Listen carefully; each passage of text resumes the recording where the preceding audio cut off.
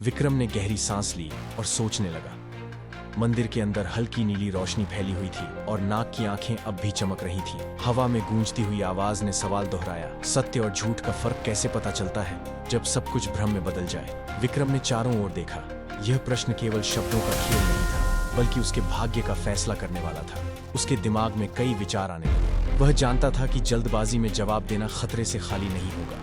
वह कुछ कदम आगे बढ़ा और शांत स्वर में कहा, सत्य और झूठ का फर्क केवल वही जान सकता है जो स्वयं को भ्रम से मुक्त कर सके। जब सब कुछ भ्रम बन जाए तो केवल मन की शुद्धता और अनुभव ही सत्य को पहचान सकते हैं। झूठ दिखावे पर निर्भर करता है, लेकिन सत्य को प्रमाण की आवश्यकता नहीं होती। कुछ क्षणों के लिए मंदिर के अंदर गहरा सन्नाटा छा गया। नाग ने हल्की फुफकार भरी और हवा में कंपन महसूस होने लगा। विक्रम को लगा कि शायद उसका उत्तर गलत था, लेकिन तभी वही गहरी आवाज फिर से गूंजी, तुम्हारा उत्तर सही है। केवल ज्ञानी ही सत्य को पहचान सकता है, लेकिन तुम्हारी परीक्षा अभी पूरी नहीं हुई। तभी मंदिर की दीवारों पर बने नागों की नक्काशी धीरे धीरे चमकने लगी। ऐसा लग रहा था जैसे वे जीवित हो रहे हैं। अब तुम्हें दूसरा प्रश्न दिया जाएगा, तैयार रहो। विक्रम ने मशाल को और कसकर पकड़ा और खुद को अगले प्रश्न के लिए तैयार किया।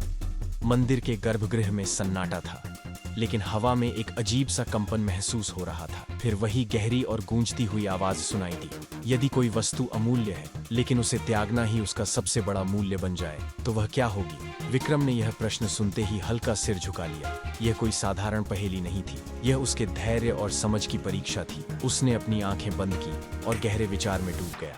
मंदिर की दीवारों पर बनी नागों की नक्काशी अब और भी तेज चमकने लगी। जैसे जैसे समय बीत रहा था, विक्रम महसूस कर रहा था कि उसे जल्द ही उत्तर देना होगा, नहीं तो कोई अनहोनी हो सकती है। उसने एक गहरी सांस ली और कहा, त्याग ही सबसे बड़ा बलिदान होता है और सबसे अमूल्य वस्तु जीवन है। लेकिन यदि कोई अपने जीवन को किसी महान उद्देश्य के लिए त्याग दे तो वही उसका सबसे बड़ा मूल्य बन जाता है। इसलिए उत्तर है स्वयं का जीवन, जब वह किसी महान उद्देश्य के लिए समर्पित। कुछ क्षणों के लिए मंदिर एकदम शांत हुआ। हवा में बहने वाली रहस्यमयी ऊर्जा स्थिर हुई। फिर अचानक एक गहरी ध्वनि गूंजी, जिससे पूरे मंदिर की दीवारें हिल गईं। तुम्हारा उत्तर सही, लेकिन तुम्हारी अंतिम परीक्षा अभी बाकी है। जैसे ही ये शब्द हवा में गूंजे, विक्रम के सामने एक रहस्यमयी द्वार प्रकट हुआ। द्वार के चारों ओर सर्प की आकृतियां घूमी और उनके नेत्र रक्त लाल। द्वार के पार अंधेरा था, जैसे वहां कोई दूसरा संसार। क्या तुम इस अंतिम परीक्षा के लिए तैयार हो? विक्रम ने बिना हिचकिचाए कदम आगे बढ़ाया। क्या आप जानना चाहेंगे कि इस द्वार के पार विक्रम का सामना किससे होगा? इसके लिए बने रहिए आपके अपने चैनल द मिथिक एस्पेक्ट पर। धन्यवाद। कहानी का अगला भाग